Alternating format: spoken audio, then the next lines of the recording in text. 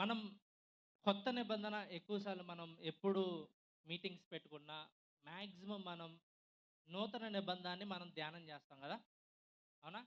పాత నిబంధనకి నూతన నిబంధనకి ఎంత సమయం గ్యాప్ ఉందో చెప్పగలరా? ఎంతమ్మా? 400 400 సంవత్సరాల గ్యాప్. దాన్ని ఏమంటాం? ఆ కాలాన్ని ఏమంటాం మనం? ఆ? చీకటి కాలమా? ఎందుకని చీకటి కాలం అన్నాం దాన్ని? దేవుడు అర్థం కావట్లేదు కొంచెం. దేవుడు మనుషులతో మాట్లాడలేదు, అంతేనా? ఎస్. సైలెంట్ పీరియడ్ అంటాం మనం, లేకపోతే ఇంటర్ టెస్టమెంటల్ పీరియడ్ అంటాం దాన్ని. ఎందుకు సైలెంట్ పీరియడ్ అన్నామంటే దేవుడు ఎవరితోనూ ఆ టైంలో మాట్లాడలేదు, ప్రత్యక్షం కాలేదు, తన ప్రత్యక్షతను చూపించుకోలేదు ఎవరికి. ఓకే. అయితే అయితే దేవుడు ఆ 400 సంవత్సరాలు సైలెంట్గా ఉండడం ఇది మొదటిసారి మాత్రం కాదు. అర్థమవుతుందా? బైబిల్ చరిత్రలో ఇది మొదటిసారి మాత్రమే కాదు. ఇంకో కాలం కూడా ఉంది. ఇంచుమించు 480 సంవత్సరాల వరకు దేవుడు చాలా సైలెంట్‌గా ఉన్నాడు. అదెప్పుడో చెప్పగలరా? నా ప్రశ్న అర్థమైంది అనుకుంటా ఉన్నాను. సో, పాత నిబంధనకి, కొత్త నిబంధనకి 400 సంవత్సరాలు ఆహ్, శపథది సైలెంట్ పీరియడ్ అన్నాం గదా! అట్లాగే పాత నిబంధనలో దేవుడు ఎట్లాగే 400 సంవత్సరాలు సైలెంట్‌గా ఉన్నాడో, పాత నిబంధనలో కూడా సైలెంట్‌గా ఉన్నాడు. అదెక్కడో చెప్పగలరా? ఏందన్నా ప్రశ్నలేస్తున్నారు అని అనుకుంటున్నారా? Come on, any guesses? ఆ? ఎవరు లేరా? ఓకే. చెప్పండి. ఆహ్, ఇజ్రాయెల్ ప్రజలు ఎన్ని సంవత్సరాలు బానిసత్వంలో ఉన్నారు? 430 సంవత్సరాలు. యెస్. 430 సంవత్సరాలు దేవుడు ఎవరితోనన్నా మాట్లాడాడా? దేవుడు ఎవ్వరితోను మాట్లాడలా. అదో రకంగా సైలెంట్ పీరియడ్. అర్థమవుతుందా? మరి ఆ సైలెంట్ పీరియడ్‌కి ముందు ఆ 430 సంవత్సరాలు బానిసత్వంలోకి ఎళ్ళక ముందు దేవుడు ఎవరితో మాట్లాడాడో తెలుసా? ఎవరితో చెప్పండి లాస్ట్ టైమ్ మాట్లాడింది? మిమ్మల్ని ఎందుకు ప్రశ్నలేస్తా ఉన్నానంటే, మీ అటెన్షన్‌ని నేను గ్రాబ్ చేయాలనుకుంటా ఉన్నా. మీరందరూ నా మీద దృష్టి ఉండాలని నేను ఆశపడతా ఉన్నా. ఓకే. ఎవరితో మాట్లాడాడు చెప్పండి చివరిసారిగా దేవుడు? Come on. ఆ! ఆ! ఎవరమ్మా? యోసేపా? యోసేపు కంటే యాకోబుతో దేవుడు మాట్లాడాడు. యాకోబుతో దేవుడు మాట్లాడి, "నువ్వు ఈజిప్ట్‌కెళ్ళు" అని చెప్పి యాకోబుతో మాట్లాడాడు. యాకోబుతో మాట్లాడిన తర్వాత ఇంచుమించు 430 సంవత్సరాల తర్వాత దేవుడు తన సైలెంట్‌ని వీడాడనమాట. ఎవరితో మాట్లాడాడో తెలుసా? మోషేతో మాట్లాడాడు. మనం అదే ఇప్పుడు ధ్యానం చేసుకోబోతా ఉన్నాం. నిర్గమకాండం మూడో అధ్యాయం. నిర్గమకాండం మూడో అధ్యాయం. మీరు గుర్తుపెట్టుకోండి. దేవుడు 430 సంవత్సరాల తర్వాత మాట్లాడబోతా ఉన్నాడు. It is very important. అర్థమవుతుందా? ఆ విషయాన్ని మనం ధ్యానం చేస్తూ, దాన్ని గమనిస్తూ మనం దీన్ని చదువుదాం. మూడో అధ్యాయం చదువుతారా ఎవరైనా? యాహ్!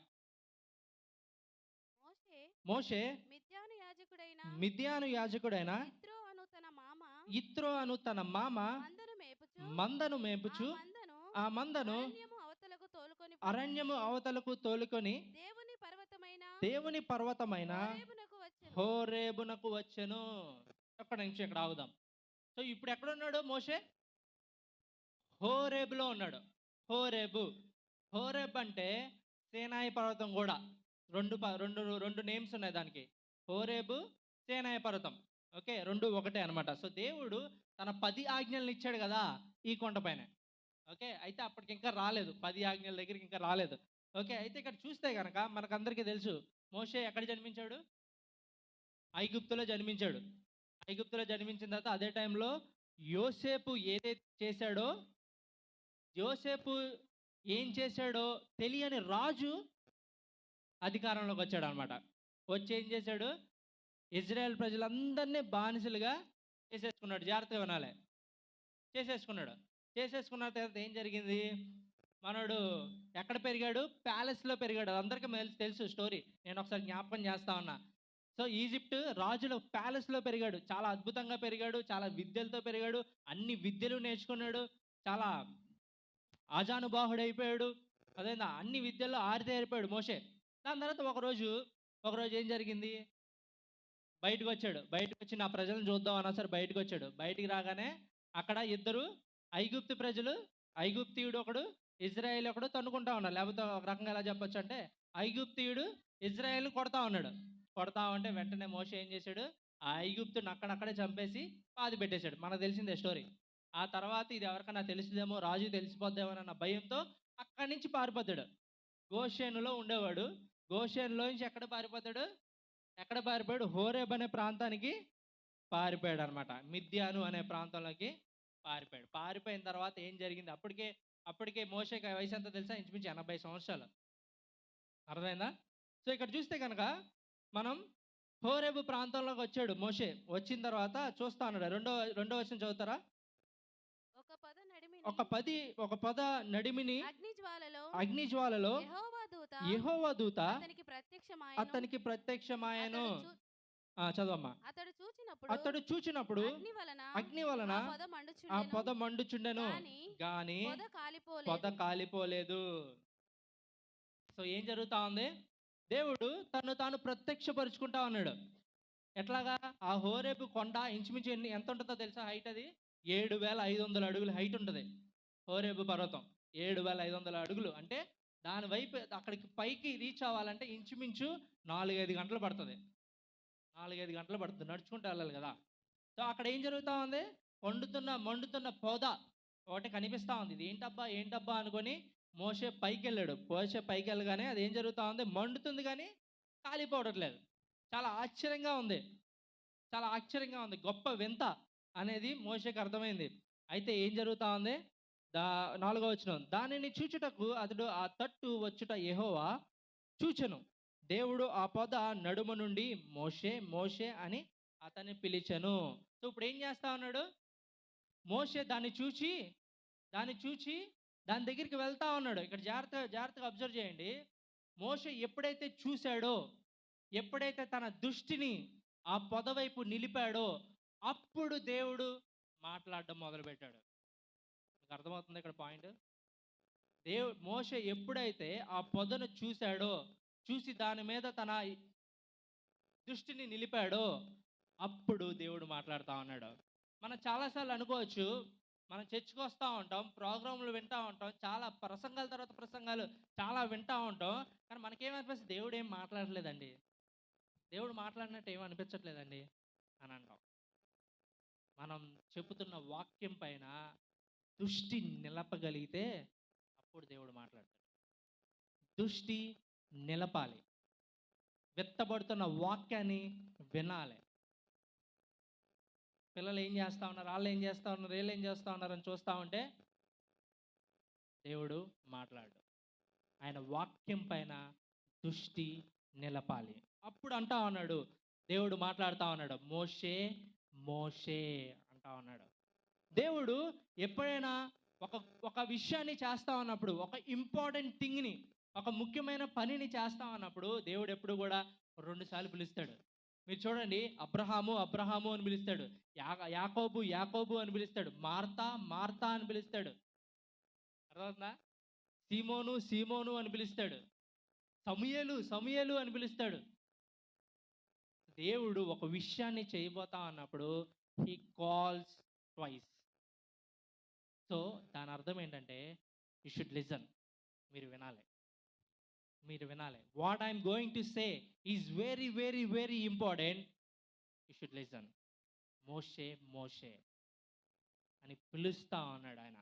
ఆ రోజున వెంటనే చూశాడు వెంటనే అందుకు చిత్తము ప్రభువా అనేను. ఈ చిత్తము అనేది మనం ఎప్పుడు వింటాం చెప్పండి? చిత్తము అనేది మనం ఎప్పుడు వింటాం? ఏ టైంలో మనం వింటాం? ఎప్పుడు వినలేదా చిత్తం? చెప్పిన వాడినప్పుడా? రాజుల కాలంలో మనం వింటాం దాన్ని బాగా. రాజు ఏదైనా చెప్పాడు అనుకోండి, చిత్తం ప్రభువా అంటాం. అంటే దాని అర్థం ఏంటో తెలుసా? నువ్వేం చెప్పినప్పుడు నేను చేస్తా. చిత్తం ప్రభువా అంటే, చిత్తము రాజా అంటే, నువ్వేదైతే చెప్పబోతా ఉన్నావో నేను ఏం చేయడానికైనా సిద్ధం, నువ్వేం చెప్తే అది అనేది అర్థం వస్తుంది అనమాట. సో ఇక్కడ మోషే చెప్తా ఉన్నాడు, చిత్తము ప్రభువా అంటా ఉన్నాడు. 2 పనులు చెప్పాడు. 2 పనులు చేయొద్దు అన్నాడు దేవుడు వెంటనే. 5వ వచనం చూడండి. అందుకైన దగ్గరికి రావద్దు. 1 దగ్గర రావద్దు. రెండోది నీ పాదములుండి చెప్పులు విడుముము. 2 పనులు చేయొద్దు అన్నాడు. 1 దగ్గర రావద్దు అన్నాడు. సో దాన్ని బట్టి ఏం చేస్తా ఉన్నాడు మోషే? ఇదేదో వింతగా ఉందే, ఇది పొద కాలిపోవట్లేదే అని దగ్గరికి వెళ్తా ఉన్నాడు. దగ్గరికి వెళ్ళిపోతా ఉన్నాడు. ఏంటి ఇంకా చూసేద్దాం, వాయిస్ కూడా వినిపిస్తుంది, ఎక్కడి నుంచి వాయిస్ వినిపిస్తుంది అని దగ్గరికి వెళ్ళిపోతా ఉంటే దేవుడు ఏం చెప్తా ఉన్నాడు? వెయిట్, దగ్గర రావద్దు. రెండోది నీ పాదాలు చెప్పులు విడువ అంటా ఉన్నాడు. ఎందుకు అంటా ఉన్నాడు అనగా చూస్తే, నీవు నిలిచి ఉన్న స్థలము పరిశుద్ధ స్థలము అనేను, పరిశుద్ధ ప్రదేశం అనేను. సో ఏంటంట అది? పరిశుద్ధ స్థలం. మీరు ఇక్కడ ఆలోచించాల్సింది ఏంటంటే, పరిశుద్ధ స్థలం అయితే ఏ మనిషి రాకూడదా? ఎందుకు రాకూడదు? పరిశుద్ధ స్థలానికి మనిషి వెళ్ళకూడదా? వెళ్ళడానికి అర్హుడా? వెళ్ళడానికి అర్హుడా? చెప్పండి. దేవుడు పరిశుద్ధుడు, పరిశుద్ధ స్థలానికి రావద్దన్నాడు మోషేని. దాన్ని బట్టి మనకేం అర్థమవుతుంది?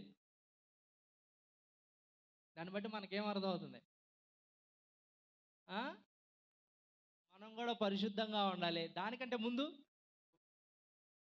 మనం పాపులం, సింపుల్. మనం అపవిత్రులం కాబట్టి దేవుని దగ్గరికి మనం వెళ్ళాం. మన అర్హత మనకు లేదు. అర్థమవుతుందా? దేవుడు ఏం చెప్తా ఉన్నాడు? ఇది పరిశుద్ధ స్థలం, దగ్గర రాకు అని చెప్తా అన్నాడు. దగ్గర రాకు అని చెప్తా అన్నాడు. ఓకే.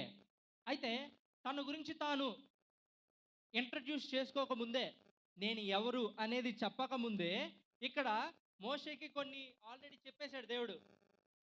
కొన్ని విషయాలు అందించేశాడు దేవుడు. నేను ఎవరు, నేనేంటి, నా పేరేంటి అని, నేను ఎక్కడి నుంచి వచ్చానని చెప్పకముందే, తన గురించి తాను చెప్పుకోకముందే దేవుడు కొన్ని ఆటలు తేల్చేశాడు. ఏంటో తెలుసా?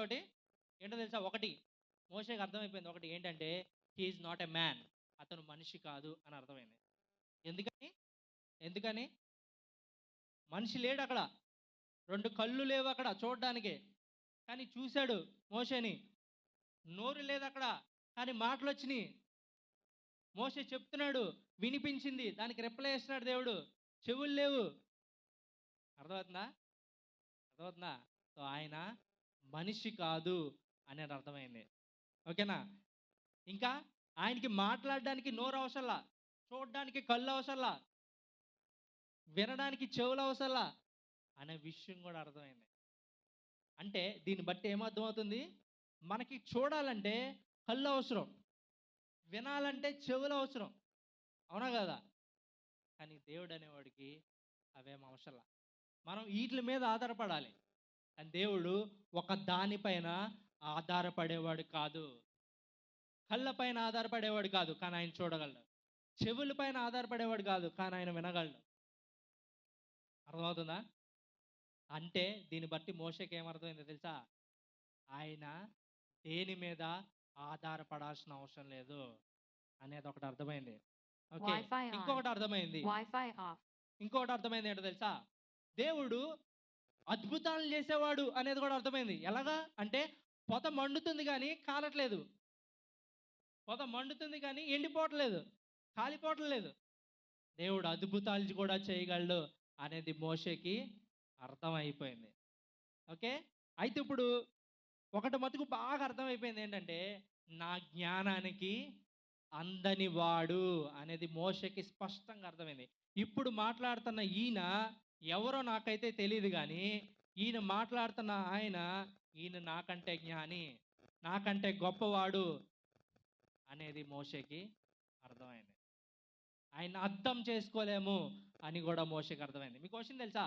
ఎప్పుడైనా సరే మీరు సడన్గా అరే ఏం చేసావురా అని ఎవరిని అడిగాడు అనుకోండి, వాడు ఆన్సర్ చెప్పకముందే మైండ్ అంతా తిరుగుద్ది. నేనేం చేశాను అబ్బా పొద్దున్న సాయంత్రం వరకు, అతని జీవితంలో నేనేం చేశానని మైండ్ మొత్తం తిరుగుద్ది. తెలుసా మీకు?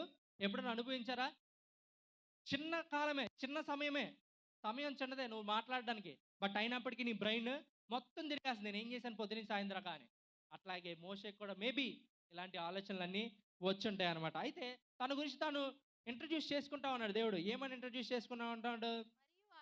మరియు ఆయన నేను నీ తండ్రి దేవుడను, అబ్రహాము దేవుడను, ఇస్సాకు దేవుడను, యాకోబు దేవుడని చెప్పగా. ఇక్కడ విషయం, ఇక్కడ ఫుల్ స్టాప్. ఇప్పుడు ఏమని చెప్పుకుంటా ఉన్నాడు? నేను అబ్రహాము దేవుణ్ణి, ఇస్సాకు దేవుణ్ణి, యాకోబు దేవుణ్ణి. ఎవరిల్లు? మోషేకి తెలుసా? మీరు ఒకటి గుర్తుపెట్టుకోవాల్సింది ఏంటంటే, ఆ టైంకి బైబిల్ లేదు, మనకు బైబిల్ ఉంది. ఆ టైంకి మోషేకి బైబిల్ లేదు. అప్పుడు దాకా దేవుని గురించిన రాత ఒక్కడు కూడా లేదు. దేవుడు ఎలా అంటాడు, సృష్టి ఎక్కడి నుంచి వచ్చింది, దాని గురించి చదువుకోవడానికి ఎక్కడా లేవు.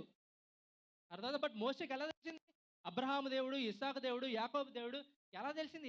ఎవరిల్లు తెలుసా? యాకోబుకి, మోషేకి తెలుసా? ఇక్కడే మనం ఆలోచించాల్సింది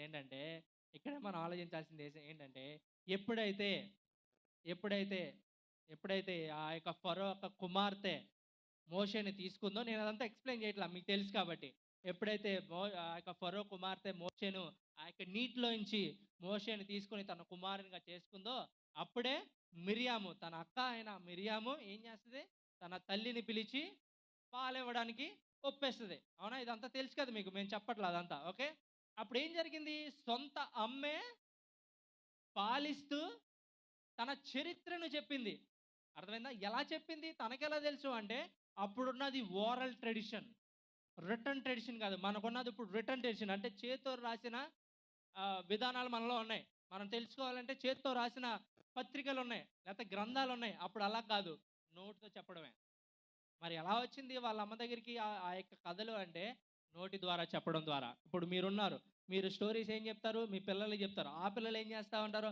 ఆ పిల్లలు చెప్తారు. అలా తరతరాలుగా ఆ యొక్క దేవుడు ఎలాంటోడు, క్రియేషన్ ఎలా చేశాడు, సృష్టిని ఎలా చేశాడు అన్న కథలు వారసత్వంగా వస్తూ ఉన్నాయి. సో మోషేకి పక్కాగా తెలిసి వీళ్ళ ముగ్గురు ఎవరో. మోషేకి అబ్రహాం ఎవరో తెలుసు, ఇస్సాక్ ఎవరో తెలుసు, యాకోబు ఎవరో తెలుసు. అంతేకాదు, మోషేకి అబ్రహాముకు ఏ వాగ్దానం చేశాడు దేవుడు అన్నది కూడా తెలుసు. ఏం వాగ్దానం చేశాడు? మిమ్మల్ని గొప్ప జనంగా చేస్తా, నిన్ను ఆశీర్వాదకరంగా ఉంచుతా, నీ సంతానాన్ని అన్నాడు. అది బాగా తెలుసు మోషేకి. అంతేకాదు, యాకోబుకి ప్రామిస్ చేశాడు, మీరు ఈజిప్ట్కి వెళ్తారు, ఐగుప్తుకి వెళ్తారు, అక్కడ గొప్ప జనంగా వెళ్తారు, నేను కూడా మీతో వస్తాను, దాని తర్వాత మీరు కొన్ని సంవత్సరాల తర్వాత నేను బయటికి తీసుకొస్తాను అన్న వాగ్దానం కూడా మోషేకి తెలుసు. అప్పుడు ఆ టైంలో కనుక నేను ఆలోచించాను, దీన్ని ఆలోచిస్తా అన్నప్పుడు, నేనైతే కనుక ఆ ప్లేస్లో ఉంటే, మోషే ప్లేస్లో ఉంటే, చాలా కథలు విన్నాను. దేవా నీ గురించి అబ్రహాముకి మా పితరుడికి నువ్వు ఆ వాగ్దానం చేశావు, ఇస్సాకు ఆ వాగ్దానం చేశావు, యాకోబుకి ఆ వాగ్దానం చేశావు, మమ్మల్ని అందరినీ తోడుకొని తీసుకొస్తావా అని చెప్పి వాగ్దానం చేశావు కదా. ఇంచు 430 సంవత్సరాలు అయిపోయింది, ఏమైపోయావు? ఇన్నాళ్ళు ఏమైపోయావు? మేము గుర్తు రాలేదా? మేము ఉన్నావా లేవా నీకు అసలు పట్టింపు ఉందా అనేవాడినేమో నేను. మీరైతే ఏమంటారు నాకు తెలీదు. ఇంచుమించు 430 సంవత్సరాల తర్వాత దేవుడు ప్రత్యక్షమయ్యాడు. ఏమైపోయావు దేవా?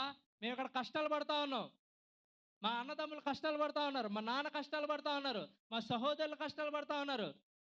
Wear have you been? నువ్వు ఏడకపోయావు? నువ్వు ఉన్నావా అనేవాడినేమో. మేబీ మోషేకి కూడా అలాంటి ఆలోచన వచ్చింటదేమో. ఇంకొంచెం ముందుకెళ్దాం. 7వ వచనం. మరియు యెహోవా ఇట్లా నేను ఐగుప్తులో ఉన్న నా ప్రజల బాధను నిశ్చయంగా చూచి తిని, పనులలో తమ్మును కష్టపెట్టు వారిని బట్టి వారి పెట్టిన మొర వింటిని, వారి దుఃఖములు నాకు తెలిసే ఉన్నవి. ఇక్కడ 3 పనులు చెప్తా ఉన్నాడు దేవుడు. జాగ్రత్తగా వినండి. ఏమని చెప్తా ఉన్నాడు? ఒకటి, ఐగుప్తులో ఉన్న నా ప్రజల బాధను నేను చూచాను. అండ్ రెండోది, మొరను విన్నాను, వారి యొక్క కష్టాలు నాకు తెలిసే ఉన్నాయి. ఏమంటా ఉన్నాడు ఇక్కడ దేవుడు? చూడండి, చూశాను, విన్నాను, తెలుసుకున్నాను. 3 పనులు చెప్తా ఉన్నాడు దేవుడు. నేను చూశాను. ఏం చూసాడు ఆయన? ఇజ్రాయేల్ ప్రజల యొక్క బాధలను చూశాడు. రెండోది విన్నాడు. ఏమన్నాడు? వాళ్ళ యొక్క మొరను విన్నాడు. ఏం తెలుసుకున్నాడు? వాళ్ళ యొక్క కష్టాల్ని ఆయన తెలుసుకున్నాడు. ఏం చేశాడు తెలుసుకొని? ఇంకా చూడండి 8వ వచనం. కాబట్టి ఐగుప్తుల చదవండమ్మా. ఐగుప్తీయుల చేతిలో చేతిలో నుండి వారిని ఆ విడిపించుటకును దేశములో నుండి ఆ దేశములో నుండి విశాలమైన విశాలమైన మంచి దేశమునకు అనగా కనానీయులకు ఓకే, అదంతా చదివేనమ్మా. వారిని నడిపించుటకు దిగి వచ్చి తిని. ఏమంటా ఉన్నాడు? నేను వాళ్ళ యొక్క చూశాను, విన్నాను, తెలుసుకున్నాను వాళ్ళ బాధల్ని. ఇప్పుడు నేనేం చేశాను? దిగి వచ్చాను వారిని విడిపించుటకు. నేను చేసిన వాగ్దాన భూమినికి నడిపించుటకు నేనే దిగి వచ్చానని చెప్తా ఉన్నాడు. జాగ్రత్తగా వినండి. ఇక్కడ జాగ్రత్తగా మీరు నేనేం చెప్తా ఉన్నానో జాగ్రత్తగా వినండి. దేవుని యొక్క ఆ యొక్క హృదయాన్ని అర్థం చేసుకోవడానికి ట్రై చేయండి. మోషే యొక్క ఆలోచనలను అర్థం చేసుకోవడానికి ట్రై చేయండి. దేవుని యొక్క హృదయాన్ని అర్థం చేసుకోగలిగితే దానికంటే మధురమైనది ఇంకోటి ఉండదు. అర్థమైందా? ఏం చెప్తా ఉన్నాడు ఇక్కడ దేవుడు? నేను చూశాను, నేను విన్నాను, తెలుసుకున్నాను. నేను వాళ్ళ బాధలను చూశాను, వారి మొరను విన్నాను, వారి కష్టాలను తెలుసుకున్నాను. నేను దిగి వస్తా ఉన్నాను. బ్యూటిఫుల్ కదా? బ్యూటిఫుల్ కదా? ఇక్కడ ఒకసారి పాజ్ చెప్పుకుందాం. అయితే అప్పుడున్న ప్రజలే బాధపడతా ఉన్నారా? అప్పుడున్న ప్రజలే మొర్ర పెట్టుకుంటా ఉన్నారా? అప్పుడున్న ప్రజలే కష్టాలు పడతా ఉన్నారా? దుఃఖపడతా ఉన్నారా? దుఃఖపడతా ఉన్నారా? చెప్పండి. బాధ ఎప్పుడు వస్తుందో తెలుసా? బాధ ఎప్పుడు వస్తుందో తెలుసా? హృదయం నలిగిపోయినప్పుడు, సంపూర్ణత లేనప్పుడు. సంపూర్ణత లేనప్పుడు. నేను ఎంఏ ఇంగ్లీష్ చదువుతా ఉన్నప్పుడు కాకినాడలో ఒక ప్రొఫెసర్ ఉండేవారు అనమాట. ఆవిడ పేరు ప్రశాంతి. ఆవిడ మంచి ప్రొఫెసరే, బట్ అంతగా ఎఫెక్టివ్గా చెప్పరు కానీ, బట్ అయినప్పటికీ ఆవిడని ఒకసారి నేను లోపలికి వెళ్ళి ఆవిడ దగ్గరికి వెళ్ళి ఆవిడని ఒకసారి ఇంటర్వ్యూ చేశా. ఏమని అంటే, అప్పుడే ఆవిడ ప్రొఫెసర్ అయింది. ప్రొఫెసర్ అంటే ఫస్ట్ ఫర్ ఎగ్జాంపుల్ ఒక యూనివర్సిటీలో మనం ప్రొఫెసర్ అవ్వాలంటే ఫస్ట్ అసిస్టెంట్ ప్రొఫెసర్ అవ్వాలి. మీ అందరికి తెలిసే ఉంటుంది మేబీ కొంతమందికి. ఫస్ట్ అసిస్టెంట్ ప్రొఫెసర్ అవ్వాలి. దాని తర్వాత 14 సంవత్సరాలు చేసిన తర్వాత అసోసియేట్ ప్రొఫెసర్ అవుతారు. అర్థమవుతుందా? దాని తర్వాత 2-3 సంవత్సరాలు చేసిన తర్వాత అప్పుడు ప్రొఫెసర్ అవుతారు. అదైనా చాలా సంవత్సరాలు వెయిట్ చేయాలి. అదైనా సో ఆవిడ దగ్గరికి వెళ్ళి, ఆవిడ ప్రొఫెసర్ అయింది. ఆవిడ దగ్గరికి వెళ్ళి, మేడం గారు మీరు ఇంచుమించు ఎంఏ ఇంగ్లీష్ మాలాగే చదువుకున్నారు కదా, అప్పుడు మీరు అనుకున్నారా ఇట్లాగా అసిస్టెంట్ ప్రొఫెసర్ అవ్వాలని? అసిస్టెంట్ ప్రొఫెసర్ అయిపోయారు. అయిపోయిన తర్వాత అసోసియేట్ ప్రొఫెసర్ అవ్వాలనుకున్నారు, అది కూడా అయిపోయారు. ప్రొఫెసర్ అవ్వాలనుకున్నారు, అది కూడా అయిపోయారు. ఇక మీకు సంపూర్ణత వచ్చిందా మేడం అని అడిగా. కంప్లీట్ అయ్యారా? ఫుల్ఫిల్మెంట్ వచ్చిందా అని అడిగా. ఇంకేమన్నా సాధించాలనుకుంటా ఉన్నారు, ఇంకేమన్నా హై పొజిషన్కి వెళ్ళాలనుకుంటున్నారా అని అడిగా. అప్పుడు అందావిడ, ఇంకా వెళ్ళాలనుకుంటున్నాం, ఆఫ్ కోర్స్ ప్రొఫెసర్తో అయిపోవాలనుకోవట్లా. దాన్ని బట్టి ఏమర్థమవుతుంది మనకి? ఎంత ఎత్తుకు వెళ్ళినా మనిషికి సంపూర్ణత రావట్లా, ఆ కంప్లీట్నెస్ రావట్లా, ఫుల్ఫిల్మెంట్ రావట్లా. అర్థమవుతుందా? అర్థమవుతుందా? అల్టిమేట్గా ఏమవుతుందో తెలుసా? ఒక రకమైన మనిషి బాధలోకి పోతా ఉన్నాడు. మనిషి బాధలోకి వెళ్ళిపోతా ఉన్నాడు. ఇంకొక విషయం చెప్తాను మీకు. ఇక్కడ చాలాసార్లు మీరు వినే ఉంటారు. ఒక చెట్టుని వేరులతో తీస్తారనుకోండి బయటికి, అది జీవించి ఉన్నట్ట కదా? పోనీ అలా కాదు. ఇక్కడ ఒక ఆకు తెంపేశాను అనుకోండి, ఈ ఆకులో జీవం ఉంటుందా? ఉండదు కదా? సో మనుషులందరూ దేవుడు పరిశుద్ధుడు కాబట్టి ఆ పరిశుద్ధుడైన దేవుని దగ్గరికి వెళ్ళకపోతా ఉన్నారు. ఓ రకంగా చచ్చిన వారమే మనుషులు ఉంటా ఉన్నారు. ఎంత ప్రయత్నం చేస్తా ఉన్నారో తెలుసా బయట? మీరు ఒకసారి బయటికి వెళ్ళి చూడండి. వాళ్ళని సంతృప్తి పరచుకోవడం కోసం ఎక్కడెక్కడో వెతుక్కుంటా ఉన్నారు. పోర్నోగ్రఫీ అని, సిగరెట్లని, మందులని, అదని, ఆ జోదమని, ఈ జోదమని మనుషులు ప్రేమ వెనకాల పరిగెడతా ఉన్నారు. ఇక్కడ కూర్చున్న వారిలో అలాంటి వారు ఉన్నారేమో నాకు తెలియదు. కానీ మనుషులు ప్రేమ వెనకాల పరిగెడతా ఉన్నారు.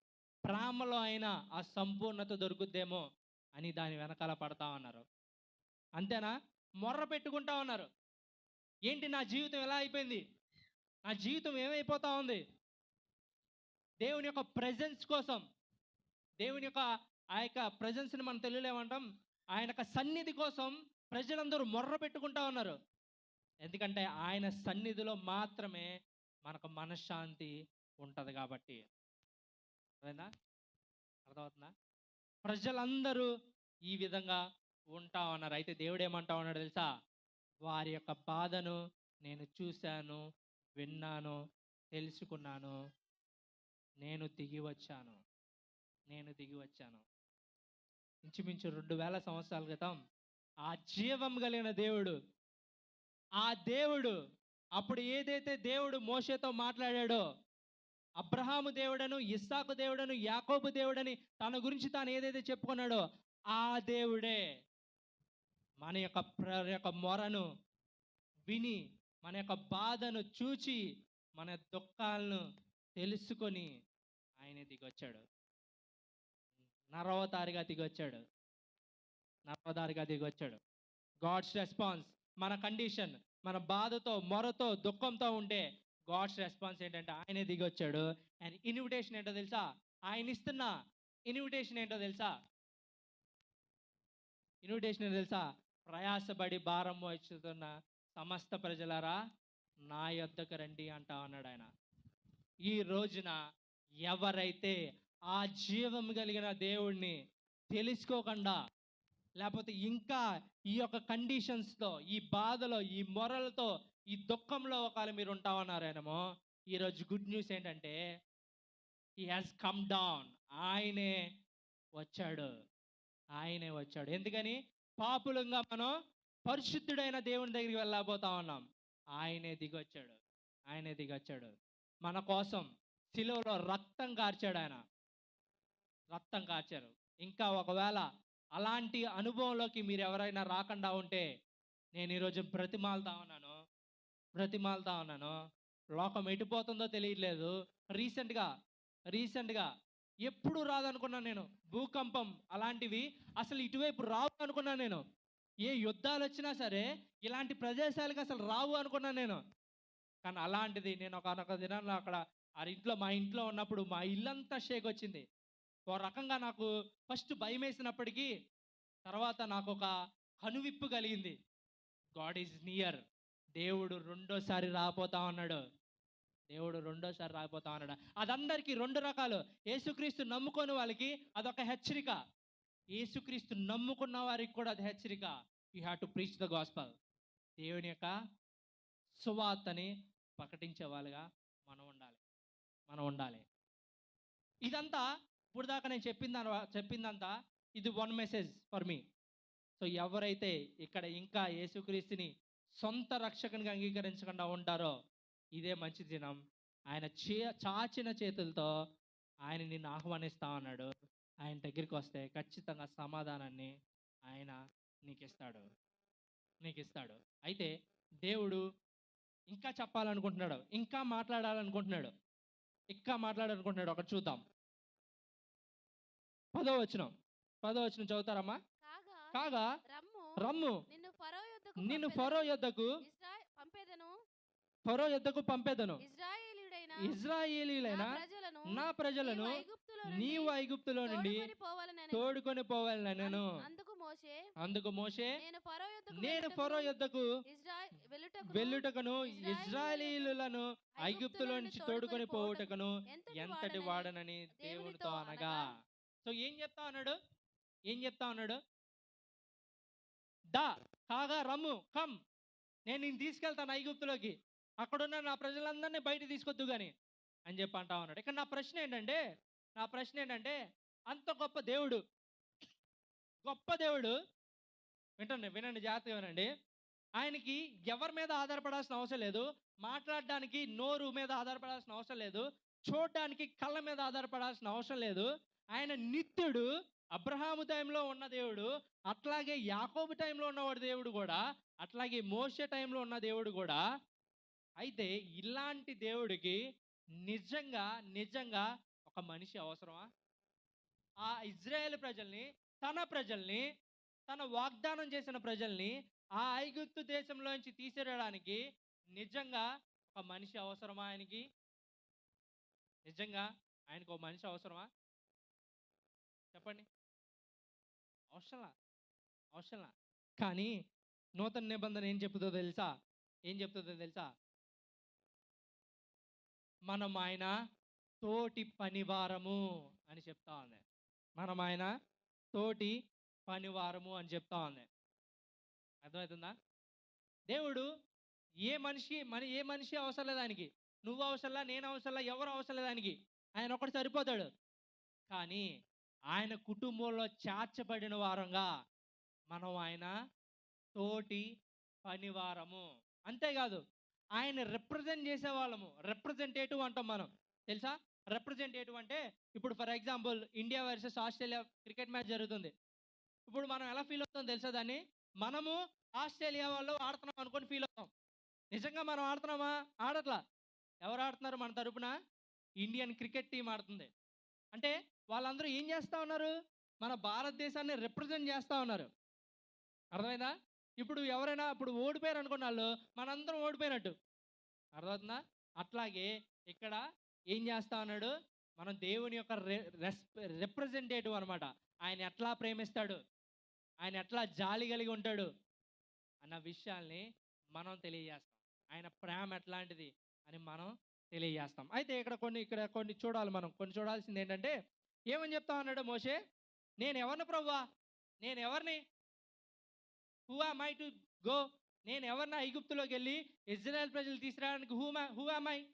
నేను ఎవరిని అంటా ఉన్నాడు. అయితే ఇక్కడ మోషే యొక్క క్యారెక్టర్ మనకు తెలియాలి. ఏంటి అంటే మోషే ఎప్పుడు కూడా అలా లేడు. మీకు విషయం తెలుసా? మోషే ఆజానుబాహుడు. అన్ని విద్యల్లో ఆరితేరిపోయిన వాడు. కత్తి సాములో, విద్యలో, చదువులో, అన్నాటిలో ఆరితేరిపోయిన వాడు. అర్థమవుతుందా? అయితే మనం పైన చూస్తే అదే పేజీలో 2వ అధ్యాయము 14వ వచనం బి నుంచి చూస్తే మనకు తెలుసు కదా, ఇద్దరు ఇజ్రాయెల్ ప్రజలు కొట్టుకుంటా ఉంటారు. కొట్టుకుంటా ఉన్నప్పుడు ఎందుకయ్యా కొట్టుకుంటారు మీరు మీరు అన్నప్పుడు ఏమంటాడు అతను? ఇది చూడండి. మీ మా మీద నిన్ను అధికారినిగాను తీర్పరిగాను నియమించిన వాడెవడు? ఏం చెప్తా ఉన్నాడు? మా మీద అధికారినిగాను తీర్పనిగాను నియమించిన వాడెవడు? నువ్వెవరు అసలు అన్నది ఎవరు? ఇజ్రాయెల్ ప్రజలు అన్నారు. ఎవరిని? మోషేని. మోషేని. అయితే ఇది మనకు తెలియాలంటే అపోస్తుల కార్యాలు 7వ అధ్యాయం 25వ వచనం ఒకసారి చదవండి ఫాస్ట్‌గా. అపోస్తుల కార్యాలు 7వ అధ్యాయం 25వ వచనం. ఇదొక్కటే, మళ్ళీ నేను వేరే పేజీని తిప్పను. తన ద్వారా తన సహోదరులకు దేవుడు రక్షణ దయచేయుచున్న సంగతి వారు గ్రహింతురని అతడు తలంచెను గాని వారు గ్రహింపలేరు. సో మోషే ఏమనుకున్నాడంట? మోషే ఏమనుకున్నాడు? నా ఇజ్రాయెల్ ప్రజలందరికీ నా ద్వారా వీళ్ళందరికీ రక్షణ తీసుకొస్తాడు అనుకున్నాడు. అంటే నేనేదో గొప్పోడిని, ఐ యామ్ గ్రేట్ అనుకున్నాడు. వీళ్ళందరికీ అధికారి నేను, దేవుడు నన్ను నియమించాడు అని అనుకున్నాడు. నా మాటను వాళ్ళు వినాలే అని అనుకున్నారు. జాగ్రత్తగా వినండి. ఏమనుకున్నాడు మోషే? వీళ్ళందరూ నా మాట వినాలనుకున్నాడు. వాళ్ళ పైన అధికారినిగా దేవుడు నన్ను చేశాడు అనుకున్నాడు మోషే. కానీ ఏమైంది? వాళ్ళు దాన్ని గ్రహింపలేరు. మోషేని అంగీకరించలేదు. అక్కడ తగిలిన దెబ్బ ఇక్కడ తిరిగేసరికి మోషే ఏమంటా ఉన్నాడు? Who am I? నేను ఎవరిని అసలు? నేను ఐగుప్తులోకి వెళ్ళి మన ప్రజలను తీసుకురావడానికి హూ యామ్ ఐ? నేను ఎవరిని అసలు అని చెప్పి అంటా ఉన్నాడు. అయితే దేవుడు దానికి ఇచ్చిన రెస్పాన్స్ చాలా ఇంట్రెస్టింగ్గా ఉంటుంది. దాన్ని చదవండి ఒకసారి. ఆయన ఆయన నిశ్చయముగా నేను నీకు తోడయుందును. తోడై ఉందును. వెయిట్ నేను హియర్. ఇక్కడ దేవుడు ఏమంటా ఉన్నాడు? నేను ఎవరిని అని మోషే అంటా ఉంటే దానికి ఏమివ్వాలి సమాధానం? ఒరేయ్ నువ్వు నా కొడుకురా, లేకపోతే నేను నిన్ను జన్మనిచ్చాను రా, లేకపోతే నేను నిన్ను రక్షించాను రా, అరే నీకు వెళ్ళి ఐగుప్తు ప్యాలెస్లో నీకు టీచింగ్ ఇచ్చాను రా, అన్నీ నేర్పించాను రా అని అనాలేమో కరెక్ట్ ఆన్సర్ అయితే కదా. కానీ ఏమంటా ఉన్నాడు? నేను నీకు తోడే ఉన్నాను. అది కరెక్ట్ సమాధానమా? నేను ఎవరు నువ్వు అంటే నేను నీకు తోడే ఉన్నాను అంటాడేంటి దేవుడు?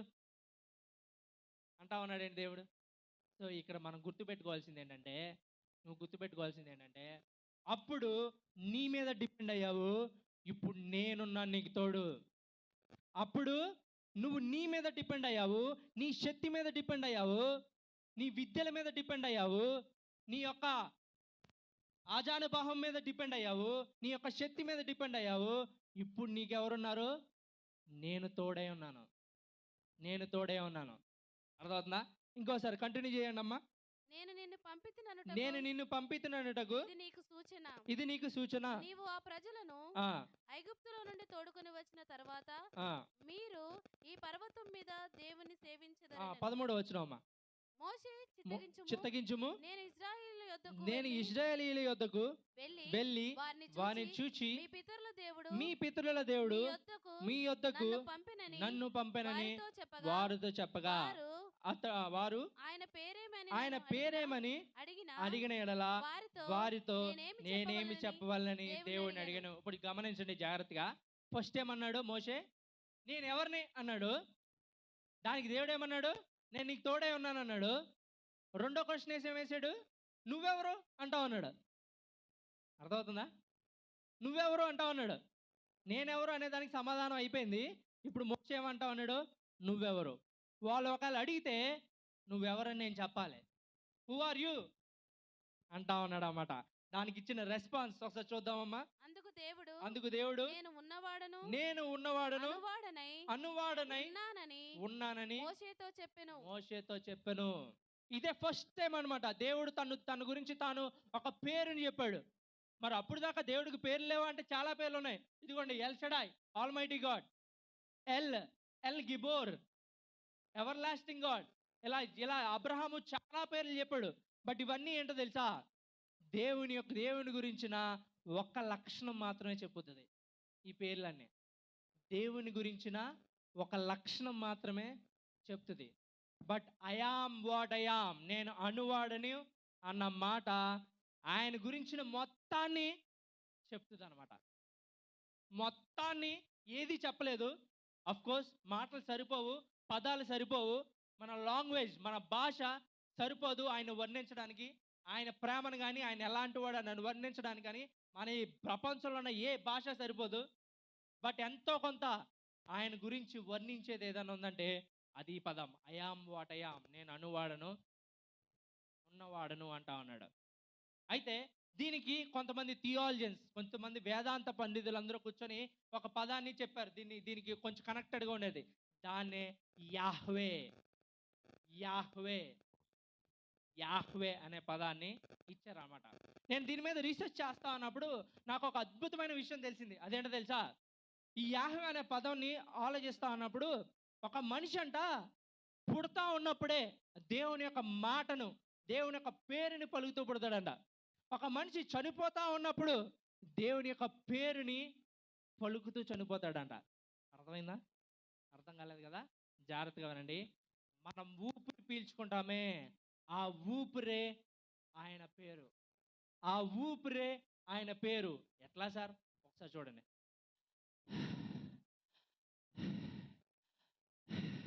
యాహ్వే యాహ్వే యాక్చువల్ ప్రొనౌన్సియేషన్ అది. ఎవరికి ఆ ప్రొనౌన్సియేషన్ ఎలా పలకాలనేది కూడా ఎవరికి తెలియదు. బట్ చాలామంది చెప్పేది ఏంటంటే మన శ్వాసే ఆయన పేరు. ఒక మనిషి ఆ పేరుతో పలుకుతూ పుడతాడు. ఒక మనిషి ఆయన పేరును పలుకుతూ చనిపోతాడు. ఐయామ్ వాట్ ఐయామ్, నేను ఉన్నవాడును అనువాడును అంటా ఉన్నాడు. అలాంటి గొప్ప దేవుడు మన దేవుడు. ఇంకేం చెప్తా ఉన్నాడంటే ఈ యాహ్వే గారి గురించి అనేది కనుక చూసుకుంటే మనకి నో ఈక్వల్, ఆయన లాంటి వాడు ఇంకోటి లేడు, ఆయనకి సాట్ అయిన వాడు ఇంకోటి లేడు. మనకి మ్యాథ్స్ చదివేటప్పుడు, మ్యాథ్స్ చేసేటప్పుడు మనకి చివరిలో అంటాం 2 = 2, 2కి 2 ఉండాలి, పక్కన 5 = 5 ఉండాలి. 5 = 1 పెడితే సెట్ అవ్వదు. అర్థమవుతుందా? సో గాడ్ ఈక్వల్ టు ఇంకేం ఉండకూడదు. గాడ్ ఈక్వల్ టు గాడ్, అంతే. God equal to God, bus, ఇంకెవరు లేరు. ఆయనకి స్టార్ట్ అయినవాడు, ఆయనకి సరైనవాడు ఎవరు లేరు అనేది మోషేకి తన పేరు ద్వారా చెబుతా ఉన్నాడు. ఇందాక మనం చెప్పుకున్నాం కదా. అంతేకాదు, ఇండిపెండెంట్ గాడ్, దేని మీద ఆధారపడేవాడు కాదు. అంతేకాదు, ఎటర్నల్ గాడ్, అన్చేంజింగ్ గాడ్, ఎప్పుడు నిరంతరం ఒకేలాగా ఉంటాడు. కాలానికి తగినట్లు మారిపోడు, మనుషులు తగినట్లు మారిపోడు. ఎటర్నల్ గాడ్ అనేది దేవుడు చెప్తా ఉన్నాడు. ఇంకా బ్యూటిఫుల్ థింగ్ ఏంటో తెలుసా? ఈ యాహ్వే అనే పదానికి, ఉన్నవాడును అనువాడును అనే దానికి పదానికి the becoming one, the becoming one, fill in the blanks. అంటే మీరు జాగ్రత్తగా అబ్జర్వ్ చేయండి దీన్ని. మనం అంధకారంలోనో యేసుక్రీస్తు ఏమన్నాడు? Fill in the blank, I am light అంటా అన్నాడు. నేను హంగ్రీగా ఉన్నాను, ఆకలి కొనుచున్నాను, దేవుడు ఏమన్నాడు? యేసుక్రీస్తు ఏమన్నాడు? I am bread of life, I am bread of life అంటా ఉన్నాడు. మనం స్కాటర్ అయిపోయి ఉన్నాం, దిక్కుమాలి తిరుగుతా ఉన్నాం, దేవుడు ఏమన్నాడు? ఐ ఆమ్ గుడ్ షెపర్డ్, నేను మంచి కాపరిని అంటా ఉన్నాడు. సో నువ్వేదైతే కావాలనుకుంటున్నావో అది నేను అంటా ఉన్నాడు. నువ్వేదైతే పొందుకోవాలని ఆశపడతా ఉన్నావో అది నేను, ద బికమింగ్ వన్. నువ్వేదైతే కోరుకుంటా ఉన్నావో నేను అదవుతాను. నువ్వేదైతే ఆశిస్తా ఉన్నావో అది నేను. నీకేదైతే అత్యవసరంగా అవసరమో అది నేను. Fill in the blanks. నువ్వేదైనా పెట్టుకో, నాకు ప్రభువా నాకు నెమ్మది లేదు, ప్రశాంతత లేదు, fill in the blank, God. అర్థమవుతుందండి? I am the becoming one. నీకేదైతే కావాలో, నీకేదైతే అవసరమో అది నేను అని చెప్తా ఉన్నాడు, వండర్ఫుల్ కదా, వండర్ఫుల్ కదా. ఇంకొంచెం బుద్ధి వెళ్దాం. అయితే ఇక్కడ మనం గుర్తుపెట్టుకోవాల్సింది ఏంటంటే 18వ వచనం ఒకసారి చదువుతారా? వారు నీ మాట విందురు, నేనును ఇజ్రాయేలు పెద్దలను చాలమ్మా, వారు నీ మాట విందురు. సో దేవుడు డిక్లేర్ చేశాడు. ఫస్ట్ ఏమన్నాడు మోషే? జాగ్రత్తగా ఏమన్నాడు? మోషే ఏమన్నాడంటే నేను ఎవరిని అంటే నేను నీకు తోడే ఉన్నా అన్నాడు దేవుడు. ఇప్పుడు ఏమన్నాడు? నువ్వెవరివి అన్నాడు మోషే. ఏమన్నాడు దానికి? నేను ఉన్నవాడిని అనువాడిని అన్నాడు. నీ మాట ఖచ్చితంగా వింటారు. ఇప్పుడు చెప్పేశాడు, డిక్లేర్ చేశాడు. అంటే ఆల్రెడీ దేవుడు ప్లాన్ చేశాడు, నువ్వు వెళ్ళి చెప్తే చాలు వాళ్ళు ఖచ్చితంగా వింటారు. అర్థమైపోయిందా? అయితే ఇంకో సాకు చెప్తా అన్నాడు. ఇంకో సాకు ఏంటో చెప్తా, చదువుతారా?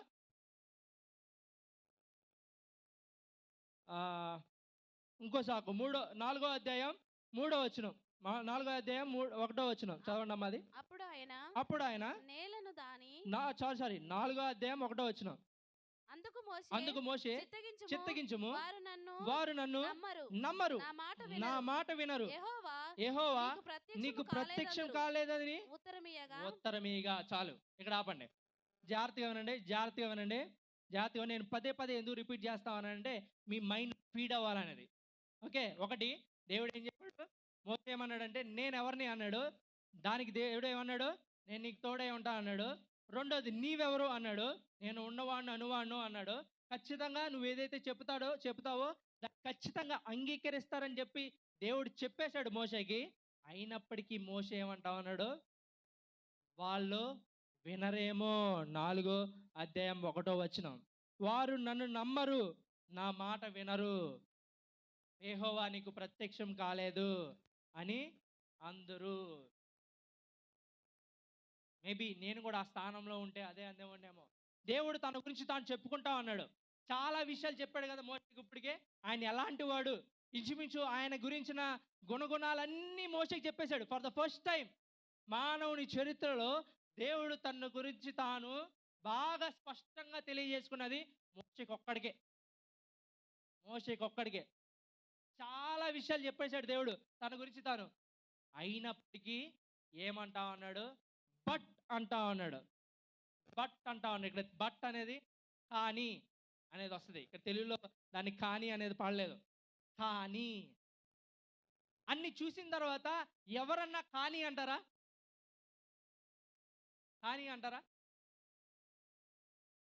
కానీ మోషే అంటా ఉన్నాడు. అయితే దానికి ఒక రెస్పాన్స్ ఇచ్చాడు దేవుడు. 3 రెస్పాన్స్ ఇచ్చేసాడు. నేను ఫాస్ట్ టైం లేదు, నాకు ఇంకా 5 మినిట్స్ ఉంది. 5 to 10 మినిట్స్లో నేను ముగించేస్తాను. సో దానికి దేవుడు 3 రెస్పాన్స్ ఇచ్చాడు. అది మనందరూ తెలుసు. నేను ఫాస్ట్గా నేను స్టోరీలా చెప్పేస్తా. సో ఏం చెప్పాడు? ఒకటి, బాబు నీ చేతిలో ఉన్న కర్ర ఉంది కదా, ఆ కర్రని తీసి నేల మీద అన్నాడు. అది వెంటనే ఏమైపోయింది?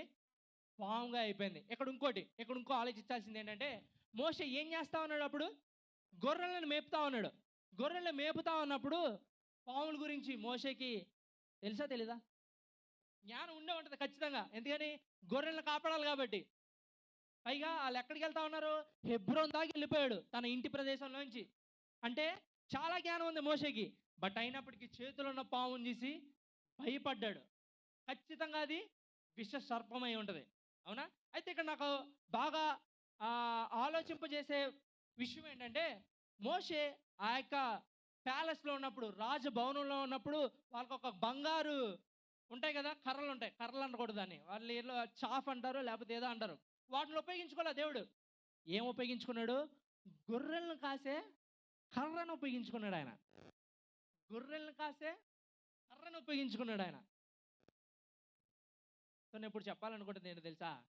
నీ దగ్గర ఉన్నది అది ఎంత గొప్పదో, ఎంత పనికిమాలినైనప్పటికీ దేవుడు నీ చేతిలో ఉన్నదాన్నే ఉపయోగించుకోగలడు. నీ చేతిలో ఏదైతే ఉందో అది గొర్రెలు కాసే కర్ర అయినా he can use it for the glory. నీ చేతిలో ఏది ఉన్నా సరే, నీ దగ్గర ఎంత ఉన్నా సరే, దేవుడు దాన్నే ఉపయోగించుకొని ఆయనకి మహిమ తీసుకురాగలడు ఆయన. అలాంటి గొప్ప దేవుడు ఆయన. అదొక ఫస్ట్ రెస్పాన్స్. ఇంకో రెస్పాన్స్ కూడా ఇచ్చాడు దేవుడు. ఇంకో రెస్పాన్స్ ఇచ్చాడు. అదొకటే కాదు, నీ చేతిని నీ యొక్క హార్ట్ దగ్గర పెట్టుకో, నీ హృదయం దగ్గర పెట్టుకో అనగానే అదేమైపోయింది? కుష్ఠరోగం వచ్చింది. అవునా? మళ్ళీ దాన్ని లోపల పెట్టుకో అంటాడు. లోపల పెట్టుకొని బయటికి దిగానే కుష్ఠరోగం పోయింది. ఇది రెండోది. మూడోది ఏంటి? నీ యొక్క నీళ్ళు తీసుకొని ఈ ఆరిన నేల మీద వేయంటే అది బ్లడ్గా అయిపోద్ది, రక్తంగా అయిపోద్ది. ఈ మూడు చూపించాడు. అప్పటికి వినకపోతే ఇజ్రాయేల్ ప్రజలు, అవన్నీ నీ మాట ఖచ్చితంగా వింటారు అబ్బాయి, అదిగో ఆ కర్ర, ఒకవేళ వినకపోతే ఆ కర్ర ఉంది కదా, కర్ర నేల మీద అది పాము అయిపోద్ది. అప్పటికి వినకపోతే నీ చెయ్యిని తీసుకెళ్ళి లోపల పెట్టు, అది కుష్ఠరోగం అయిపోతుంది. మళ్ళీ లోపల పెట్టు, అది నార్మల్గా అయిపోద్ది. అప్పటికి వినకపోతే ఆ నీళ్ళని తీసుకొచ్చి ఆరిన నేల మీద పోయి అది రక్తం అయిపోద్ది అంటాడు. అరే నేను ఒకవేళ మోసే ఒకవేళ స్పందన ఎలా ఉంటుందంటే, అరే నేను ఎంత చెప్తున్నా దేవుడు ఏదో ఒకటి చెప్తా ఉన్నాడేంటి, ఎంత చెప్తున్నా, ఆ సాకు చెప్తున్నా, ఈ సాకు చెప్తున్నా, అయినప్పటికీ దేవుడు ఏంద్రా బాబు అనుకుంటుంటాడు మేబీ. అయితే చివరిగా ఇంకొక సాకు చెప్తా ఉన్నాడు. అదేంటో తెలుసా? 10వ వచనం, 4వ అధ్యాయం 10వ వచనం. అప్పుడు మోషే ప్రభువా ఇంతకు మునుపైనను నీవు దాసునితో మాట్లాడినప్పటి నుండి ఆయనను నేను మాట నేర్పని కాను, నేను నోటి మాంద్యము నాలుక మాంద్యము గలవాడనని యెహోవాతో చెప్పగా. ఇప్పుడు ఏం చెప్తా ఉన్నాడు? నేను నోటి మాంద్యం గలవాడిని. ఇది ఎన్నో రీజన్? 4వది. జాగ్రత్తగా మైండ్లో పెట్టుకోండి. ఫస్ట్ ఏమన్నాడు? నేనెవరు అన్నాడు. 2 నీవెవరు అన్నాడు. 3 ఏమన్నాడు? వారు నా మాట వినరు అన్నాడు. తర్వాత అప్పుడు దేవుడు ఇచ్చిన రెస్పాన్స్ ఏంటి? తెలిసింది కదా, ఓకే. తర్వాత 4వది నేను మాట్లాడలేను అంటా ఉన్నాడు. నేను నోటి మాంద్యం గలవాడిని అంటా ఉన్నాడు. అయితే ఇక్కడ నేను ఆలోచిస్తా ఉన్నప్పుడు, నిజంగా మోషే నోటి మాంద్యం గలవాడా? అరే రాజభవనంలో పుట్టినోడు ఎవడన్నా నోటి మాంద్యం గలవాడే ఉంటాడా? చెప్పండి మీరే. చిన్నప్పటి నుంచి వాళ్ళకి టీచింగ్ ఉంటుందా లేదా? చదువు ఉంటుందా లేదా? అన్ని భాషల్లోనూ వాళ్ళకి ప్రావీణ్యం ఉంటుందా లేదా? మోషేకి నోటి మాంద్యం ఎలా వచ్చేసింది? నోటి మాంద్యం గలవాడిని అంటా ఉన్నాడు. అంటే he totally lost his people. 40 సంవత్సరాలు వాటన్నిటికి దూరంగా ఉన్నాడు. ఇంకా నా బతుకు పోయింది, ఆ బతుకు వేరు, ఈ బతుకు వేరు, ఆ చదువు అంతా ఇంకా పోయింది, ఆ ప్రజలందరూ నా ప్రజలు కాదు, ఇప్పుడున్నాయే ఈ గొర్రెలన్నీ నాయి, లేకపోతే ఇత్రో మా మామ, ఇదే నా కుటుంబం అనుకొని బ్రతికేస్తా ఉన్నాడు. అంతే నా కుటుంబం. అవన్నీ మర్చిపోయాడు. నోటి మాంద్యం గలవాడిని అంటా ఉంటే దేవుడు దానికి ఇచ్చిన రెస్పాన్స్ 11వ వచనం చూడండి. 11వ వచనం. మోగవానినే గాని చెవిటివానినే గాని దృష్టి గలవానినే గాని గుడ్డివానినే గాని పుట్టించిన వాడెవడు? యెహోవానైనా నేనే కదా. కాబట్టి వెళ్ళుము, నేను నీ నోటికి తోడై ఉండి నీవు ఏమి పలుకోవలసినది నీకు బోధించదనని అతనితో చెప్పేదను. ఓకే, ఏమంటా అన్నాడు? సమస్తాన్ని క్రియేట్ చేసిన వాడు నేనే. ఇది ఇంకోటి దేవుని గురించిన యాట్రిబ్యూట్ అంటారు, లేదా దేవుడి గురించిన లక్షణం. ఏమని చెప్పుకుంటా ఉన్నాడు? ఈ సమస్తాన్ని క్రియేట్ చేసిన వాడు నేనే కదా, అన్ని క్రియేట్ చేసి నేనేవాడు కదా, నీ నోటికి కూడా తోడే ఉంటానులే పో, నీ నోటికి కూడా తోడే ఉంటాను. నువ్వు ఏదైతే పలుకుతావో దాన్ని నేను నీకు బోధిస్తాను. ఇంకా ఒక రకంగా మాట్లాడుకోవాలంటే నేను ఏదైతే మాట్లాడాలనుకుంటున్నానో ఆ మాటల్ని నీ నోట్లో పెట్టేస్తాను. నువ్వు కష్టపడాల్సిన అవసరంలా, నీ నోటికి కూడా తోడే ఉంటాను అన్నాడు దేవుడు. ఇక్కడ మీరు అర్థం చేసుకోండి. నేను ఒక వ్యక్తిని పక్కన నుంచొని అతను ఒక పని చెయ్యి అని నేను ఎంకరేజ్ చేస్తా ఉన్నా, చెయ్యి అని చెప్పి ప్రోత్సహిస్తా ఉన్నా. బట్ అయినప్పటికీ అతను ఏదో ఒకటి చెప్తా ఉన్నాడు అనుకోండి, కోపం రావాలా? అరే నీకు అదిగోరా, నువ్వు మాట్లాడలేనంటున్నావు, ఇదిగో నేను ఉంటానని చెప్తున్నాను, నీకు తోడే ఉంటానని చెప్తున్నాను, అదిగో అది చేస్తాను, ఇది చేస్తాను, అన్నీ చేస్తాను, నీ మాట ఖచ్చితంగా వింటారా బాబు అని చెప్తున్నా ఆడు వినట్లేదు అనుకోండి, కోపం వస్తుంది. బట్ దేవుడికి కోపం వచ్చిందా? రాలా. దేవుడికి కోపం రాలా. పేషెన్స్గా, చాలా ప్రశాంతంగా దేవుడు తన గురించి తాను చెప్పుకుంటా ఉన్నాడు. దీర్ఘశాంతం కలిగిన దేవుడు. ఎన్ని వచ్చినాయి చూడండి ఈ యొక్క ప్యాసేజ్లోనే, దేవుని గురించిన లక్షణాలు ఎన్ని వచ్చినాయో. దీర్ఘశాంతం కలిగిన దేవుడు. చూడండి మిమ్మల్ని రక్షించుకున్నాడు దేవుడు. మిమ్మల్ని రక్షించుకున్నది నీ ఒక్కదాని కోసమే కాదు, నీ ఒక్కడి కోసమే కాదు, నిన్ను వాడుకొని అనేకులను దేవుని రాజ్యంలోకి తీసుకురావాలని దేవుడు రక్షించుకున్నాడు. రక్షించుకున్న తర్వాత ఎన్ని సంవత్సరాలు అయింది, నువ్వు కనీసం ఒక్కడికైనా యేసుక్రీస్తు గురించిన సువార్త చెప్పావా? యేసుక్రీస్తు గురించిన సువార్త చెప్పావా? అట్లీస్ట్ వన్స్ ఒక్కరికైనా చెప్పినావా? చాలా ప్రసంగాలు వింటా ఉన్నాం. అనేక ప్రసంగాల్లో తన గురించి తాను చెప్పుకుంటానే ఉన్నాడు దేవుడు, నేను ఎంత గొప్పవాడినని. అన్నీ వింటా ఉన్నావు, వింటున్నావో ఈ చెవి నుంచి వెళ్ళిపోతున్నాయో తెలియదు. అంత గొప్ప దేవుడు ఉండగా కనీసం ఒక్కరికైనా ధైర్యంగా యేసుక్రీస్తు గురించిన సువార్త, ప్రేమ తెలియజేసావా? దేవుడు అడుగుతా ఉన్నాడు. ఆ సాకు చెప్తున్నావేమో, ఈ సాకు చెప్తున్నావేమో, నేను మాట్లాడలేను, నేను పిరికివాడిని, నాకు స్టేజ్ ఫియర్, నాకు రాదు, నాకు తెలీదు, వాళ్ళు వినరో చెప్తున్నా అని అంటా ఉన్నావేమో. దేవుడు ఈ దినాన్న ఏం చెప్తా ఉన్నాడు తెలుసో? ఐ యామ్ విత్ యు, నేను నీకు తోడై ఉన్నాను. ఇప్పుడు దాకా నువ్వు నీ యొక్క శక్తి మీద ఆధారపడి చెప్పావేమో, బట్ ఇప్పుడు దేవుడు ఏం చెప్తా ఉన్నాడు తెలుసా? నేను నీకు తోడై ఉన్నాను, వాళ్ళు ఖచ్చితంగా వింటారు. నేను నీకు తోడై ఉన్నాను. అర్థమవుతుందా? అప్పటికి దేవుడు కోపం రాలా. అయితే ఎప్పుడు వచ్చిందో తెలుసా దేవుడి కోపం? ముగించేస్తాను. ఎప్పుడు వచ్చిందో చూడండి, 13వ వచనం. అందుకతడు కోపపడెను. ఇప్పుడు చూడండి, మోషేకి అసలైన స్వరూపం ఇప్పుడు బయటపడింది. ఏమైంది? ఏమంటా ఉన్నాడు? నేను కాదు ప్రభా, నన్ను కాదు, వేరే వాడిని పంపించు అంటా ఉన్నాడు. మనం కూడా చాలాసార్లు నేను సరైనోడిని కాదు, నేను తగిన వాడిని కాదు, నేను కాదులే, ఎవరో ఒకరు చూసుకుంటారులే, ఎవరో ఒకరు చెప్తారులే, అరే బాబు వెళ్ళి పాట పాడరా అంటే మన రాదు, ఎవరో ఒకరు పాడతారులే, అతనికి ఇవి అంటాం. ఆ సువార్త చెప్పరా అంటే లేదు అతనికి ఇవి అంటాం. అర్థమవుతుందా? దాన్ని మనం ఏమనుకుంటాం తెలుసా? హంబుల్నెస్ అనుకుంటాం, విధేయత అనుకుంటాం. ఎవరన్నా చెప్తుంది చెయ్యి అంటే అదేదో వద్దు అంటున్నారు అనుకో, అది విధేయత అనుకుంటారేమో అని అనుకుంటాం, బట్ వాస్తవానికి అదేంటో తెలుసా? యారగెన్స్ని మనం తెలుగులో ఏమంటాం? మన తెలుగులో తిరుగుబాటు. ఎస్, అది తిరుగుబాటు. యాక్చువల్లీ తిరుగుబాటు కంటే ఇంకా తెలుగులో ఒక పదం ఉంటుంది, నాకు సరిగ్గా తట్టట్లేదు.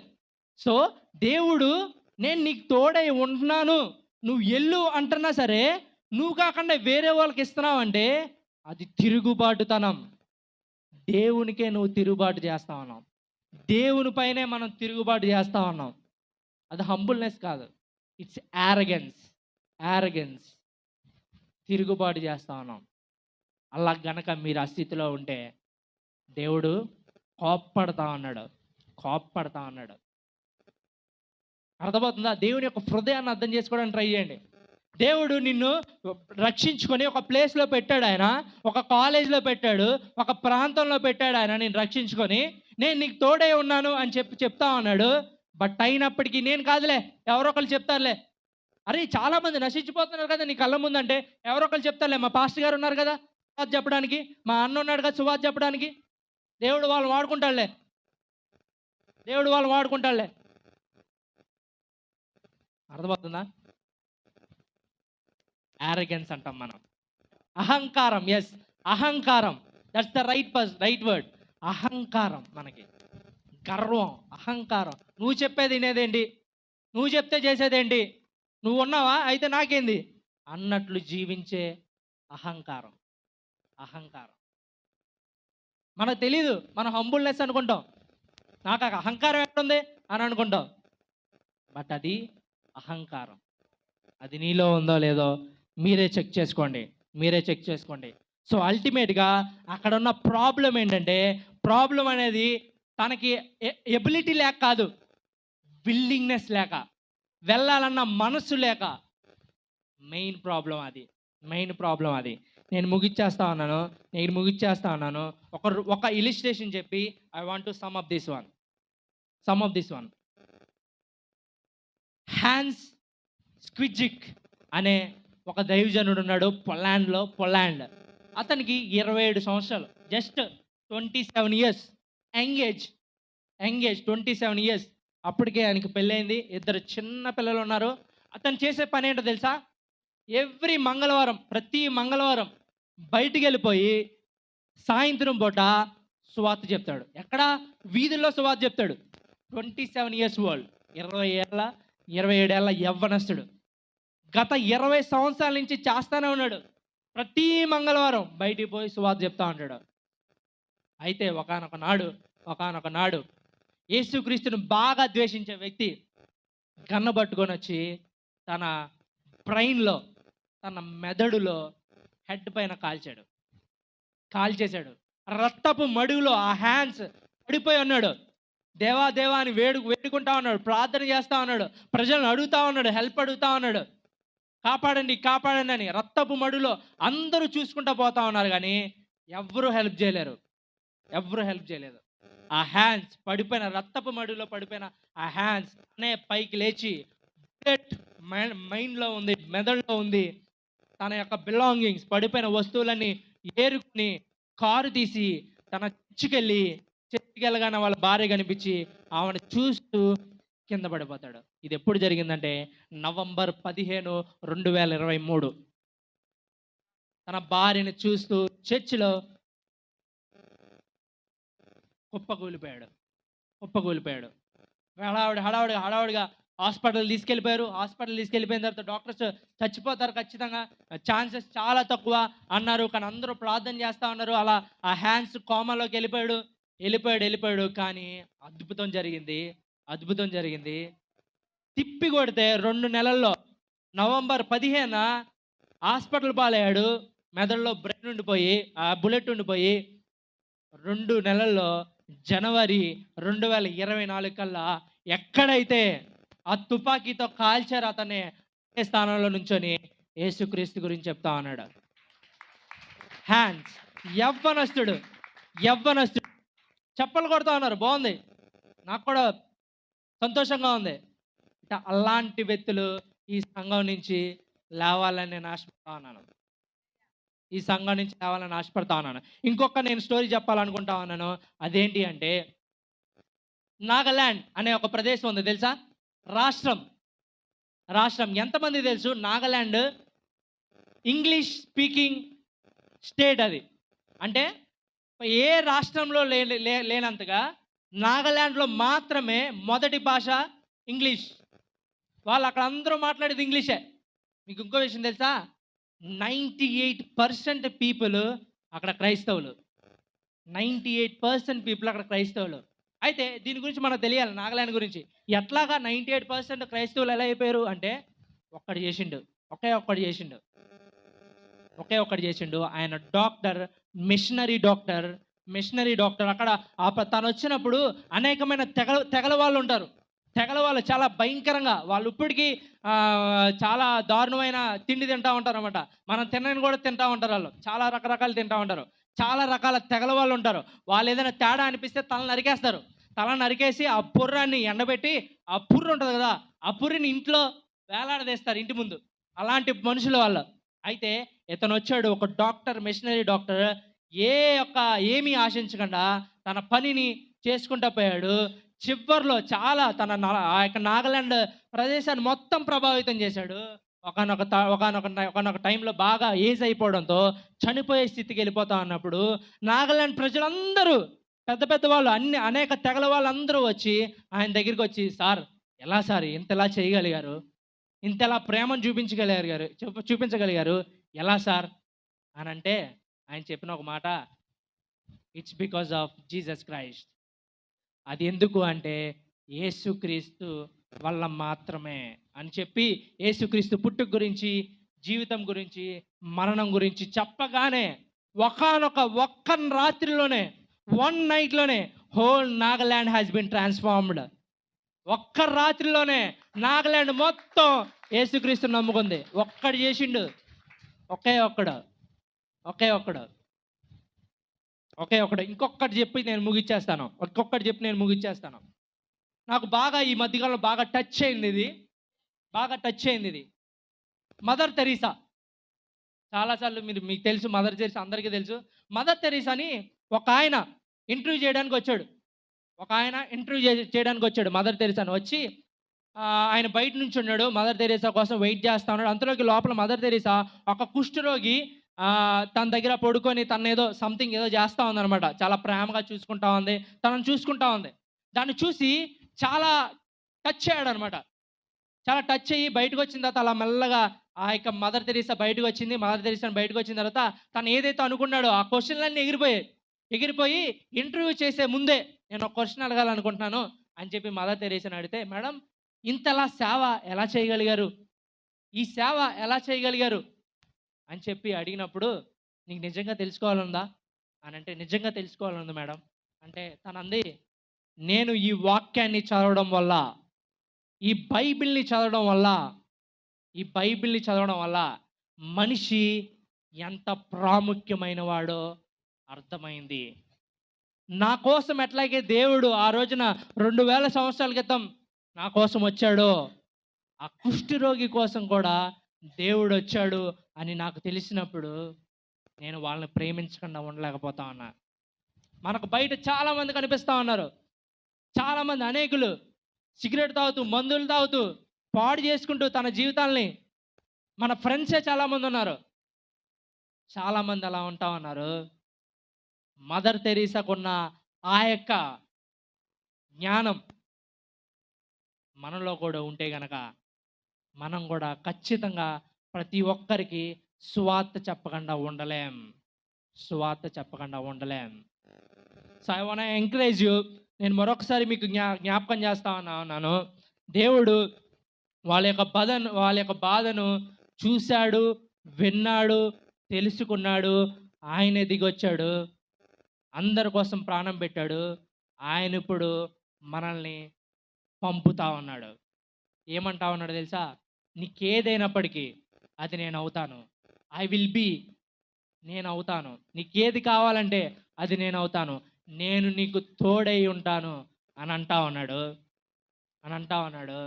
లేదు, ఇప్పటికీ నువ్వు నేను కాదు ప్రభా, నేను కాదు, వాళ్ళని పంపించు, వీళ్ళని పంపించు అని అంటే గనక ఆయన కోప్పడతాడు.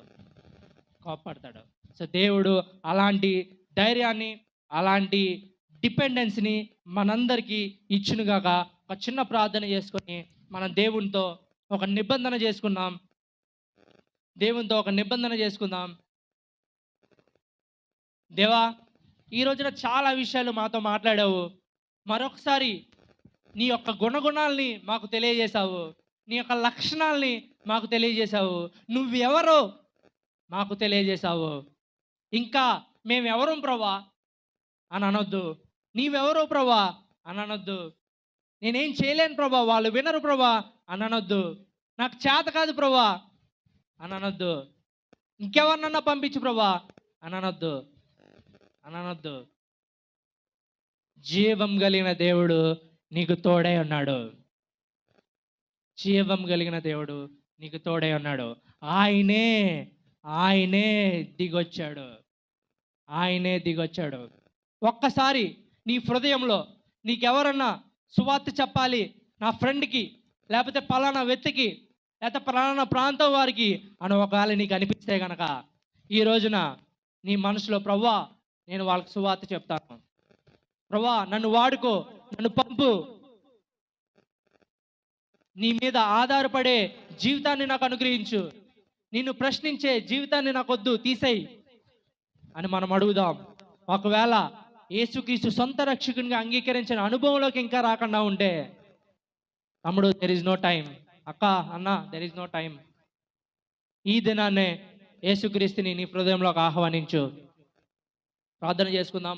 మహాపరిశుద్ధుడా, మహాగణుడా, సర్వోన్నతుడా, సార్వభౌమాధికారి నీకు వందనాలు తండ్రి. నిజమే ప్రభా, ఎంత గొప్ప దేవుడివి, జీవం కలిగిన దేవుడివి, అన్చేంజింగ్ గాడ్వి, ఎటర్నల్ గాడ్వి, ఉన్నవాడును అనువాడును అయిన దేవుడివి, మా తోడై ఉన్న దేవుడివి, మా మొరను ఆలకించే దేవుడివి, మా బాధను చూసే దేవుడివి, మా దుఃఖాలను తెలుసుకున్న దేవుడివి, నీకు వందనాలు. మా కోసం 2000 సంవత్సరాల క్రితం మానవునిగా వచ్చినందుకు మీకు వందనాలు. మా ప్లేస్లో, మా స్థానంలో చనిపోయినందుకు మీకు వందనాలు. మాకు కూడా ఒక పనిని మీ తోటివారిగా చేసుకున్నందుకు మీకు వందనాలు. నాయనా సహాయం చేయండి ప్రభా. మీకు వందనాలు తెలియజేస్తా ఉన్నాను తండ్రి. ఇక్కడ ఎవరైతే ప్రభా ఈ వాక్యాన్ని విన్నారో ప్రభా, నాయన ఈ వాక్యం వాళ్ళ మనసులో వెత్తపడేలాగా ప్రార్థన చేస్తా ఉన్నాను తండ్రి. నాయన తండ్రి, ఇప్పటి నుంచి ప్రభా మీకోసం జీవించే వారిగా ప్రభా ఒక్కొక్కరిని ప్రభా తయారు చేసుకోమని వేడుకుంటా ఉన్నాను తండ్రి. ఈ సంఘం నుంచి ప్రభా అనేకమైన హ్యాండ్స్ లాంటి వారిని ప్రభా తయారు చేసుకోమని వేడుకుంటా ఉన్నాను తండ్రి. నాయనా మీరే కృప చూపించమని వేడుకుంటూ ప్రతి ఒక్కరిని ప్రభా మీ చేతులు పెట్టుకుంటూ యేసు పరిశుద్ధ నామములో ప్రార్థన చేస్తున్నాం తండ్రి. ఆమేన్.